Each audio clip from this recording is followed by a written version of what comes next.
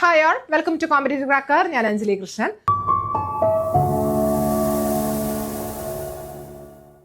നമുക്കിന്ന് കേരള ഹിസ്റ്ററിയിലെ കുറച്ച് ക്വസ്റ്റ്യൻസ് നോക്കാം. നമുക്ക് കേരള ഹിസ്റ്ററി എന്ന് പറയുമ്പോൾ അവിടെ ഏറ്റവും കൂടുതൽ ഓർത്ത് വയ്ക്കേണ്ട ഒരു ഏരിയ എന്ന് പറയുന്നത് റിനൈസൻസ് എന്ന് പറയുന്ന ഏരിയ ആണ്, അല്ലേ? കേരള റിനൈസൻസ്. അവിടെ നമ്മൾ ശ്രീനാരായണ ഗുരു, വാഗ്ഭടാനന്ദൻ, ചട്ടമ്പി സ്വാമികൾ, അങ്ങനെ ഒത്തിരിയധികം റിനൈസൻസ് ലീഡേഴ്സിനെ പഠിക്കുന്നുണ്ട്. അപ്പോൾ കഴിഞ്ഞ പ്രീവിയസ് ഇയർ ക്വസ്റ്റ്യൻസുകളിലേക്ക് ആയിട്ട് PSC ചോദിച്ചിരിക്കുന്ന കുറച്ചധികം ക്വസ്റ്റ്യൻസ് ആണ്. വളരെ ബേസിക് ആയിട്ടുള്ള ക്വസ്റ്റ്യൻസുകളാണ്. നമുക്ക് ഒന്നേ തൊട്ട് നമുക്ക് പഠിച്ചു തുടങ്ങാം, അല്ലേ? നമുക്ക് ഇപ്പോഴേ ഇപ്പോൾ ഇനി നെക്സ്റ്റ് ഏതെങ്കിലുമൊക്കെ ഒരു PSC എക്സാംസിനൊക്കെ ആയിട്ട് റെഡി ആയിട്ട് ഇരിക്കുന്നവരായിരിക്കാം, അല്ലെങ്കിൽ പുതിയതായിട്ട് PSCക്ക് പഠിക്കാനിരിക്കുന്നവരായിരിക്കും. അപ്പോൾ അവർക്ക് ഒരു ബേസ് കിട്ടുക എന്നുള്ള നിലയിലാണ് നമുക്ക് ബേസ് ആയിട്ടുള്ള വളരെ സിമ്പിൾ ആയിട്ടുള്ള ക്വസ്റ്റ്യൻസുകളാണ്. അപ്പോൾ നോക്കിക്കൂടാ. ഫസ്റ്റ് ക്വസ്റ്റ്യൻ ഇതാണ്: നവോത്ഥാന നായകരും കൃതികളും ഉൾപ്പെട്ട ഗ്രൂപ്പിൽ നിന്ന് ശരിയായ ഉത്തരം തിരഞ്ഞെടുക്കുക എന്നാണ് പറയുന്നത്. വൈകുണ്ഠ സ്വാമികൾ, അഖിലത്തിരുട്ട്, വാഗ്ഭടാനന്ദൻ, വിവേകാനന്ദ സന്ദേശം, ചാവറ കുര്യാക്കോസ് ഏലിയാസ്, ആത്മാനുതാപനം. ഇതിനകത്ത് ഏതായിരിക്കാം ശരിയായ ഉത്തരം തിരഞ്ഞെടുക്കുക എന്ന് പറയുമ്പോൾ അവിടെ 1ഉം 3ഉമാണ് അവിടെ ശരിയായിട്ട് വരുന്നത്, അല്ലെ? 1ഉം 3ഉം വൈകുണ്ഠ സ്വാമികളുടെയാണ് അഖിലത്തിരുട്ട്. അതുകൂടാതെ അരുൾനൂൽ എന്നൊക്കെ പറയുന്ന കൃതി, അല്ലെ? അരുൾനൂലൊക്കെ പറയുന്നത് വൈകുണ്ഠ സ്വാമികളുടെ കൃതിയാണ്. ഇനി ചാവറ കുര്യാക്കോസ് ഏലിയാസ് അച്ഛൻ്റെ ആണ് ആത്മാനുധാപനം എന്ന് പറയുന്ന കൃതി. അപ്പോൾ ഇവിടെ ഓർത്തു വെക്കേണ്ട ഒരു കാര്യം, ഓരോ റിനൈസൻസ് ലീഡേഴ്സ് ഉണ്ട്. ഇപ്പൊ ശ്രീനാരായണ ഗുരു, വൈകുണ്ഠ സ്വാമി, ചട്ടമ്പി സ്വാമി, ഇവരുടെയൊക്കെ കൃതികൾ ഓർത്തു വെക്കണം. ഒത്തിരി അധികം കൃതികളുണ്ട്. അതിലെ ഏറ്റവും ഇമ്പോർട്ടൻ്റ് ആയിട്ടുള്ള കൃതികളും കുറച്ചധികം കൃതികളും നമ്മൾ അവിടെ ഓർത്തു വയ്ക്കേണ്ടത് അത്യാവശ്യമാണ്. അപ്പോൾ ഇവിടെ എന്താണ്? വൈകുണ്ഠ സ്വാമികളുടെ കൃതിയാണ് അഖിലത്തിരുട്ട് ഓർ അരുൾനൂൽ എന്ന് പറയുന്നത്. ചാവറ കുര്യാക്കോസ് ഏലിയാസ് അച്ഛൻ്റെ അല്ലെങ്കിൽ ഏലിയാസിന്റെ ആ ഒരു റിനൈസൻസ് ലീഡറാണ് കൃതിയാണ് ആത്മാനുതാപനം എന്ന് പറയുന്നത്. അപ്പോൾ ഇവിടെ ആൻസർ ആയിട്ട് വരുന്നത് 1ഉം 3ഉമാണ് ഇവിടെ കറക്റ്റ് ആയിട്ട് ആൻസർ വരുന്നത്. ഇനി നെക്സ്റ്റ് നോക്കിക്കോളുക. കേരളത്തിലെ ആദ്യകാല സാമൂഹ്യ പരിഷ്കർത്താക്കളിൽ വൈകുണ്ഠ സ്വാമികളുടെ പ്രവർത്തനങ്ങൾ ഉൾപ്പെടാത്തത് ഏതെല്ലാമായിരുന്നു എന്നാണ് ചോദിക്കുന്നത്. ഏതെല്ലാമായിരുന്നു? ബ്രിട്ടീഷ് ഭരണത്തെ വെണ്ണീച്ച ഭരണം എന്ന് വിളിച്ചു, സമപന്തി ഭോജനം സംഘടിപ്പിച്ചു, മനുഷ്യത്വമാണ് മനുഷ്യന്റെ ജാതി എന്ന് പ്രഖ്യാപിച്ചു, സമത്വ സമാജം എന്ന സംഘടന സ്ഥാപിച്ചു. ഏതാണ് കേരളത്തില്? നമുക്കറിയാം, സൗത്ത് ഇന്ത്യയിലെ ആദ്യത്തെ ഒരു സാമൂഹ്യ പരിഷ്കർത്താവ് ഒക്കെ ആയിട്ട് അറിയപ്പെടുന്നത് വൈകുണ്ഠസ്വാമിയാണ്, അല്ലെ? അപ്പൊ അദ്ദേഹം ജനിച്ചത് നമുക്കറിയാം നാഗർകോവിൽ, അല്ലെ? നാഗർകോവിലടുത്തുള്ള സാമിത്തോപ്പ് എന്ന ഒരു ചാനാർ കുടുംബത്തിലാണ് ജനിച്ചത് എന്നൊക്കെ നമ്മൾ പഠിച്ചിട്ടുണ്ട്, അല്ലെ? ഇനി അതുകൂടാതെ അദ്ദേഹത്തിന്റെ ഒരു സംഘടനയാണ് സമത്വ സമാജം എന്ന് പറയുന്നത്, സമത്വ സമാജം. ഇനി അദ്ദേഹത്തിന്റെ ഒരു ഏറ്റവും ഇമ്പോർട്ടൻ്റ് ആയിട്ടുള്ള ഒരു വേർഡാണ് ബ്രിട്ടീഷ് ഭരണത്തെ വെണ്ണീച്ച ഭരണം എന്നും തിരുവിതാംകൂർ ഭരണത്തെ, രാജഭരണത്തെ എന്താണ്? നീചഭരണം, നീച ഭരണം എന്നും വിളിച്ചു, അല്ലെ? ഭരണത്തെ നീചഭരണം, രാജാക്കന്മാരുടെ തിരുവിതാംകൂർ ഭരണത്തെ നീചഭരണം എന്നും ബ്രിട്ടീഷുകാരുടെ ഭരണത്തെ വെണ്ണീച്ച ഭരണം എന്ന് വിളിച്ചതും ആരാണ്? ഈ വൈകുണ്ഠ സ്വാമിയാണ്. ഇനി അതുകൂടാതെ സമപന്തി ഭോജനം സംഘടിപ്പിച്ചു, സമത്വ സമാജം എന്ന സംഘടന രൂപീകരിച്ചു. ഇനി അദ്ദേഹത്തിന്റെ ആരാധനാലയമാണ് എന്ത്? നിഴൽ താങ്കൾ എന്ന് പറയുന്നത്, അല്ലെ? നിഴൽ താങ്കൾ, നിഴൽ താങ്കൾ എന്ന് പറയുന്നത് അദ്ദേഹത്തിന്റെ ആരാധനാലയമാണ്. ഇനി അതുകൂടാതെ അദ്ദേഹത്തിന്റെ ചിന്താ പദ്ധതി ഉണ്ട്, അല്ലെ? ചിന്താ പദ്ധതി അയ്യാവഴിയാണ്, അല്ലെ? അയ്യാവഴിയാണ് അദ്ദേഹത്തിന്റെ ചിന്താ പദ്ധതിയായിട്ട് വരുന്നത്. ഇനി തൂവൽ പന്തി കൂട്ടായ്മ, വേറൊന്നും കൂടി ഉണ്ട്, തൂവൽ പന്തി കൂട്ടായ്മ. അതെന്താണ് തൂവൽ പന്തി കൂട്ടായ്മ? ചിട്ടയായിട്ടുള്ള ജീവിതം നയിക്കാനായിട്ട് ഒരു ഇത് കൊടുക്കുന്ന, ട്രെയിനിങ് കൊടുക്കുന്ന ഒരു സംഘം, അതിനെയാണ് തൂവൽ പന്തി കൂട്ടായ്മ എന്ന് പറയുന്നത്. ഇനി അദ്ദേഹവുമായിട്ട് ബന്ധപ്പെട്ടതാണ് നമ്മൾ മുന്തിരിക്കിണർ പഠിക്കുന്നത്, അല്ലെ? മുന്തിരിക്കിണർ. എന്താണ് മുന്തിരിക്കിണർ എന്ന് പറയുന്നത്? അതായത് നാനാ മതസ്ഥർക്ക് ഉപയോഗിക്കാൻ സാധിക്കുന്ന ഒരു കിണർ, അല്ലെ? പല സ്ഥലങ്ങളായിട്ട് കിണറുകൾ കുഴിച്ചു. ഇത് സ്വാമിത്തോപ്പിലാണ് അദ്ദേഹം, നാഗർകോവിലിനടുത്തുള്ള സ്വാമിത്തോപ്പിലാണ് കുഴിക്കുന്നത്. മുന്തിരിക്കിണർ സ്ഥാപിച്ചു. അതുകൂടാതെ അവരുടെ കൃതിയാണ്, അതായത് വൈകുണ്ഠ സ്വാമിയുടെ കൃതിയാണ് അഖിലത്തിരുട്ടും അരുൾനൂലും. അദ്ദേഹത്തിന്റെ ഫേമസ് ആയിട്ടുള്ള വേർഡുകളൊക്കെ ഓർത്ത് വയ്ക്കുക. ഇനി മുടിചൂടും പെരുമാൾ എന്നൊക്കെ അറിയപ്പെടുന്ന അദ്ദേഹത്തിനെയാണ്, അല്ലെ? വൈകുണ്ഠ സ്വാമിയാണ്. അതുകൂടാതെ ദക്ഷിണേന്ത്യയിൽ ആദ്യമായിട്ട് കണ്ണാടി പ്രതിഷ്ഠ നടത്തിയത് ആരാണ്? വൈകുണ്ഠ സ്വാമിയാണ്, അല്ലെ? അപ്പൊ അങ്ങനെ വൈകുണ്ഠ സ്വാമിയെ പറ്റി ഒത്തിരി അധികം പഠിക്കാനുണ്ട്. ഇനി നെക്സ്റ്റ് ക്വസ്റ്റ്യൻ നോക്കിക്കോളാം. അപ്പൊ ഇവിടെ ആൻസർ ആയിട്ട് വരുന്നത് എന്താണ്? ഉൾപ്പെടാത്തത് വരുന്നത് ഏതാണ്? മനുഷ്യത്വമാണ് മനുഷ്യന്റെ ജാതി എന്ന് പ്രഖ്യാപിച്ചത് ആരാണ്? വൈകുണ്ഠ സ്വാമി അല്ല, അല്ലെ? ബാക്കി എല്ലാം എന്താണ് ഈ വൈകുണ്ഠസ്വാമിയുമായിട്ട് റിലേറ്റ് ചെയ്ത് വരുന്നതാണ്. ഇനി നെക്സ്റ്റ് നോക്കിക്കോളാം, വൈകുണ്ഠസ്വാമിയുടെ രചന ഏത് എന്നാണ് ചോദിക്കുന്നത്. ദർശനമാല, നവമഞ്ജരി, ആദിഭാഷ, അരുൾനൂൽ. ഏതാണ് അദ്ദേഹത്തിന്റെ ഓപ്ഷൻ സി ആണ് വരുന്നത്, അരുൾനൂൽ അല്ലെ. അരുൾനൂലും അഖിലത്തിരുട്ടും ഏറ്റവും ഇമ്പോർട്ടന്റ് ആയിട്ടുള്ള അദ്ദേഹത്തിന്റെ കൃതിയാണ്. ദർശനമാല നമുക്കറിയാം ആരുടെയാണെന്ന് അല്ലെ, ശ്രീനാരായണ ഗുരുവിന്റെയാണ്. അപ്പോൾ ഓരോ ആളുകളുടെയും കൃതികൾ കറക്റ്റ് ആയിട്ട് പഠിക്കണം. ഇനി സമത്വ സമാജം സ്ഥാപിച്ചത് ആര് എന്നാണ് ചോദിക്കുന്നത്. നമുക്ക് ഓൾറെഡി നമുക്കറിയാം സമത്വ സമാജം സ്ഥാപിച്ച ആരാണ്, വൈകുണ്ഠസ്വാമി അല്ലെ. വൈകുണ്ഠസ്വാമിയാണ് സമത്വ സമാജം സ്ഥാപിച്ചത്.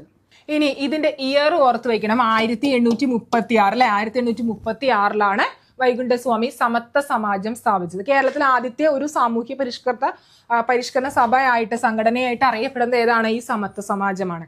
അവിടെയുള്ള അനീതികൾക്കെതിരെ പോരാടുക എന്നുള്ളതായിരുന്നു ഈ സമത്വ സമാജത്തിന്റെ മെയിൻ ആയിട്ടുള്ള ലക്ഷ്യമായിട്ട് എടുത്തു പറയുന്നത്. ഇനി നെക്സ്റ്റ് നോക്കിക്കോളുക. അപ്പൊ നമുക്ക് PSC എന്ന് പറയുന്ന സ്വപ്നം അല്ലെ, അത് അധികം വിദൂരമല്ല. നമുക്ക് കറക്റ്റ് ആയിട്ടൊന്ന് പഠിക്കുകയാണെങ്കിൽ, അല്ലെങ്കിൽ സിലബസ് ഒക്കെ അറിഞ്ഞ് പഠിക്കുകയാണെങ്കിൽ, നന്നായിട്ടൊന്ന് കഷ്ടപ്പെടുകയാണെങ്കിൽ കിട്ടും. അപ്പൊ നമുക്ക് 10th 12th level exam batch, പുതിയൊരു ലോങ് ബാച്ച് സ്റ്റാർട്ട് ചെയ്യുന്നുണ്ട്. അതായത് BFA, Bevco LED, company board LGS, assistant prison officer, beat forest officer തുടങ്ങിയ ഒരു കോംബോ ആയിട്ടുള്ള ഒരു ബാച്ചാണ്. അപ്പോൾ ഇതിൽ നമുക്ക് സിലബസ് ബേസ് ചെയ്ത് തന്നെയാണ് പഠിക്കുന്നത്. അതുകൂടാതെ നമുക്ക് റെക്കോർഡിംഗ് ക്ലാസ്സുകൾ, വീക്കിലി ലൈവ് ക്ലാസ്സുകൾ അവൈലബിൾ ആണ്. ഇനി അതുകൂടാതെ നമുക്ക് അവിടെ നോട്ട്സുകൾ കിട്ടുന്നുണ്ട്. അതുകൂടാതെ മോഡൽ എക്സാംസുകൾ, വീക്കിലി മോഡൽ എക്സാംസ് ഒരു വാട്സപ്പ് ഗ്രൂപ്പിൽ ഒരു മെന്ററിന്റെ സഹായത്തോടു കൂടിയായിരിക്കും നിങ്ങൾ അവിടെ പഠിക്കുന്നത്. അവിടെ നിങ്ങൾക്ക് അത്യാവശ്യം വേണ്ട എല്ലാ കാര്യത്തിലുള്ള സപ്പോർട്ടുകളും മെന്റർ തരുന്നതായിരിക്കും. ഓരോ ദിവസം എന്തൊക്കെയാണ് പഠിക്കേണ്ടത് എന്നുള്ള ടൈം ടേബിൾ അടക്കം ഈ ഒരു മെന്റർ നിങ്ങൾക്ക് മെന്റർ സപ്പോർട്ട് തരും. ഇനി അവിടെ നമുക്ക് എന്താ റെക്കോർഡിംഗ് ക്ലാസ്സുകൾ അവൈലബിൾ ആണ്. അതുകൂടാതെ PDF നോട്ട്സുകൾ, വീക്കിലി ലൈവ് ക്ലാസ് വരുമ്പോൾ ആ വീക്ക് എന്തൊക്കെയാണ് പഠിച്ചത് എന്നതിനെ ബേസ് ചെയ്തിട്ടുള്ള പ്രീവിയസ് ഇയർ ക്വസ്റ്റ്യൻസുകളും ഏതൊക്കെയാണ് ഇമ്പോർട്ടൻ്റ് ഏരിയാസ്, ഇതൊക്കെയാണ് നമ്മളവിടെ ഡിസ്കസ് ചെയ്യുന്നത്. ഇനി അത് കൂടാതെ വീക്കിലി നിങ്ങൾക്ക് എക്സാംസുകൾ, മോഡൽ എക്സാംസുകൾ, 100 മാർക്കിൻ്റെയൊക്കെ മോഡൽ എക്സാംസുകൾ അവൈലബിൾ ആണ്. അപ്പോൾ ഇവിടെ നിങ്ങൾക്ക് കോൺടാക്ട് ചെയ്യാനായിട്ട് വിളിക്കുക 8590202323 എന്ന നമ്പറിലേക്ക്. അപ്പോൾ നമുക്ക് നെക്സ്റ്റ് ക്ലാസ്സിലേക്ക് പോകാം. നോക്കിക്കോളാം, പ്രത്യക്ഷ രക്ഷാ ദൈവസഭ എന്ന സാമൂഹ്യ പരിഷ്കരണ പ്രസ്ഥാനത്തിന്റെ സ്ഥാപകൻ ആര് എന്നാണ് ചോദിക്കുന്നത്. കുമാരഗുരുദേവൻ, വാഗ്ഭടാനന്ദൻ, പണ്ഡിറ്റ് KP കറുപ്പൻ, സഹോദരൻ അയ്യപ്പൻ. ആരാണ് പ്രത്യക്ഷ രക്ഷാ ദൈവസഭ? കുമാരഗുരുദേവൻ അല്ലെ. പൊയ്കയിൽ ശ്രീ കുമാരഗുരുദേവൻ, പൊയ്കയിൽ അപ്പച്ചൻ എന്നൊക്കെ അറിയപ്പെടുന്നത്, പൊയ്കയിൽ അപ്പച്ചൻ എന്നൊക്കെ അറിയപ്പെടുന്നത് ആരാണ്? ഈ കുമാരഗുരുദേവൻ ഒരാൾ തന്നെയാണ്. അദ്ദേഹം സ്ഥാപിച്ച ഒരു സംഘടനയാണ് പ്രത്യക്ഷ രക്ഷാ ദൈവസഭ. ഇവിടെ എവിടെയാണ്? പത്തനംതിട്ടയിലെ ഇരവിപേരൂരാണ് അല്ലെ ഇതിന്റെ ആസ്ഥാനം. ഇരവിപേരൂരാണ് ഇതിന്റെ ആസ്ഥാനമായി വരുന്നത്. 1909 ഇത് സ്ഥാപിക്കുന്നത്. അപ്പോൾ ഇതിനെ ബേസ് ചെയ്തിട്ട് ഒരു തവണ പ്രീവിയസ് ഇയർ ക്വസ്റ്റ്യൻസ് ചോദിച്ചതാണ്. പ്രത്യക്ഷ രക്ഷാ ദൈവസഭയുടെ ആസ്ഥാനം എവിടെയെന്ന് ചോദിച്ചിട്ടുണ്ട്. അപ്പൊ അതുകൊണ്ട് ആ ഒരു രീതി പഠിച്ചു വയ്ക്കുക. ആ എല്ലാ ഏരിയാസുകളും വർഷമടക്കം അവിടെ പഠിച്ചു വയ്ക്കണം. അപ്പൊ പ്രത്യക്ഷ രക്ഷാ ദൈവസഭയുടെ ആസ്ഥാനം വരുന്നത് പത്തനംതിട്ട ജില്ലയിലെ ഇരവിപേരൂരിനടുത്താണ്. അപ്പൊ ഈ പൊയ്കയിൽ ശ്രീകുമാര ഗുരുദേവൻ, പൊയ്കയിൽ അപ്പച്ചൻ, പൊയ്കയിൽ എന്നൊക്കെ പറയുന്നത് ആരെയാണ്? ഈ ഒറ്റ ആളെയാണ്, കുമാരഗുരുദേവനെയാണ്. അപ്പൊ അത് ഓർത്ത് വയ്ക്കണം. ഇനി നെക്സ്റ്റ് നോക്കിക്കോളുക. നെക്സ്റ്റ് വരുന്നത് സാധുജന പരിപാലന സംഘം സ്ഥാപിച്ചത് ആര് എന്നാണ് ചോദിക്കുന്നത്. ആരാണ്? അയ്യങ്കാളിയാണ് അല്ലെ. അയ്യങ്കാളി. അതായത് 1907 സാധുജന പരിപാലന സംഘം ആരംഭിക്കുന്നത്. ഇത് വെങ്ങാനൂരാണ് ഇതിന്റെ ആസ്ഥാനം വരുന്നത്. വെങ്ങാനൂരാണ് ആസ്ഥാനം വരുന്നത്. നമുക്ക് അയ്യങ്കാളി എന്ന് പറയുന്നത് നമുക്കറിയാം ഏറ്റവും ഇമ്പോർട്ടന്റ് ആയിട്ടുള്ള ഒരു റിനൈസൻസ് ലീഡറാണ്. ശ്രീനാരായണ ഗുരു, അയ്യങ്കാളി, ചട്ടമ്പി സ്വാമി തുടങ്ങിയവരൊക്കെ. അപ്പോൾ ഇതില് സാധുജന പരിപാലന സംഘം സ്ഥാപിച്ചത് 1907 വെങ്ങാനൂരിലാണ് സ്ഥാപിച്ചത് ആരാണ്? അയ്യങ്കാളിയാണ്. ഇനി ഈ SNDPയുടെ മാതൃകയിലായിരുന്നു ഈ സാധുജന പരിപാലന സംഘം ആരംഭിക്കുന്നത്. ആ ഒരു മാതൃകയിൽ ആരംഭിച്ച ഒരു സംഘമാണ് സാധുജന പരിപാലന സംഘം എന്ന് പറയുന്നത്. ഇനി ഇതിന്റെ ഒരു മുഖപത്രമാണ്, അതായത് സാധുജന പരിപാലന സംഘത്തിന്റെ മുഖപത്രമാണ് സാധുജന പരിപാലിനി എന്നറിയപ്പെടുന്നത്. സാധുജന പരിപാലിനി എന്നറിയപ്പെടുന്നത് ഇതിന്റെ മുഖപത്രമാണ്. ഇനി നെക്സ്റ്റ് ക്വസ്റ്റ്യൻ നോക്കിക്കോളാം. ചാന്നാർ ലഹള നടന്ന വർഷം ഏത് എന്നാണ് ചോദിക്കുന്നത്. ഏത് വർഷമാണ്? 1859 ചാന്നാർ ലഹള നടന്നത്. 1859 ചാന്നാർ ലഹള നടന്നു. കേരളത്തിലെ ആദ്യത്തെ സാമൂഹിക പ്രക്ഷോഭം എന്നറിയപ്പെടുന്നത് ഏതാണ്? ഈ ചാന്നാർ ലഹളയാണ്. സാമൂഹിക പ്രക്ഷോഭം എന്നറിയപ്പെടുന്നത് ഈ ചാന്നാർ ലഹളയാണ്. വൈകുണ്ഠസ്വാമികൾ ഇതിന്റെ ആദ്യകാലത്ത് ഇതിന് നേതൃത്വം വഹിച്ചിട്ടുണ്ട്. വൈകുണ്ഠസ്വാമികൾ ഇതില് ആദ്യകാലങ്ങളിൽ ഇതിൽ നേതൃത്വം വഹിച്ചിട്ടുണ്ട്. ഇനി എന്തായിരുന്നു ഈ ചാന്നാർ ലഹള എന്ന് പറഞ്ഞാൽ? നെക്സ്റ്റ് ക്വസ്റ്റ് നോക്കിക്കോളൂ, അതുമായിട്ട് റിലേറ്റ് ചെയ്താണ് വരുന്നത്. അതായത് തിരുവിതാംകൂറിലെ അവർണ വിഭാഗത്തിൽപ്പെട്ട സ്ത്രീകൾക്ക് മുട്ടിന് താഴെ എത്തും വിധം മുണ്ടുടുക്കാനും മേൽമുണ്ട് ധരിക്കാനുമുള്ള അവകാശത്തിന് വേണ്ടി നടന്ന സമരം ഏത് എന്നാണ് ചോദിക്കുന്നത്. ഏതാണ്?